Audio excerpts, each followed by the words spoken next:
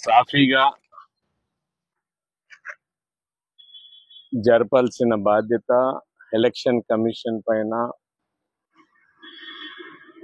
అందరు అధికారుల పైన ఉంది. ఉదయాన్నే 4:50కే పొంగనూరు కాన్స్టిట్యున్సీలో బూరగమంద సంబంధించిన బూతులకు 188, 189, 190 బూతులకు సంబంధించి ఏజెంట్ ఫామ్స్ తీసుకొని వస్తుంటే వాళ్ళని కిడ్నాప్ చేసి వాళ్ళను కొట్టడం జరిగింది. ఒకరి పన్ను కూడా ఊడిపోయింది. ఆ నంబర్స్ కూడా ట్రేస్ చేసినారు. ఇది తక్షణమే పోలీసులు చర్యలు తీసుకొని అరెస్ట్ చేయాలి. ఎవరైతే దీని వెనకాల ఉన్నారో వాళ్ళని కూడా అరెస్ట్ చేయాలి. రిలీజ్ చేశారంట, వాళ్ళని తక్షణమే అరెస్ట్ చేయాలి. అదేవిధంగా కోడూరులో పుల్లంపేటలో ఒక 8 బూతులకు సంబంధించి కలెక్టర్కి మాట్లాడి కంప్లైంట్ ఇవ్వడం జరిగింది. అక్కడ కూడా చర్యలు తీసుకున్నారు. 2 కలెక్టర్స్ కూడా ఇమీడియట్ గా రెస్పాండ్ అయ్యి చర్యలు తీసుకున్నారు. ఇది భారత ప్రజాస్వామ్యాన్ని, ఎలక్షన్ సిస్టమ్నే ఛాలెంజ్ చేసే విధంగా కొందరు నాయకులు తయారైపోయినారు.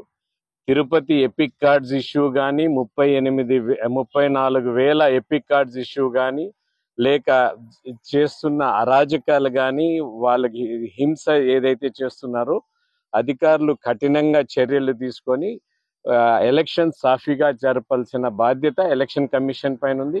ఎక్కడైనా డిస్టర్బెన్స్ వస్తే వారి తక్షణమే వారు అసెస్ చేసుకొని ఏమి చేయాలని కలెక్టర్స్ తక్షణమే స్పందించాల్సిన అవసరం ఖచ్చితంగా ఉంది. ఏవైతే వెబ్ కెమెరాస్ ఉన్నాయో బూతుల్లో కానీ, బూత్ బయట కానీ, అవి కూడా కంటిన్యూస్ గా మానిటర్ చేయాల్సిన అవసరం ఖచ్చితంగా ఉంది. ఈ ఎలక్షన్స్ లో ప్రజలందరూ కూడా ప్రజాస్వామ్యంకి పెద్దపీట వేసి శాంతి భద్రతలకు, ఈ రాష్ట్రంలో జరుగుతున్న అరాజకాలకు వ్యతిరేకంగా ఓటు హక్కు వినియోగించుకొని ఈ రాష్ట్రంలో మంచి పరిపాలన వచ్చే విధంగా వారు ఓటు వేయాల్సిందిగా కోరుకుంటున్నాను.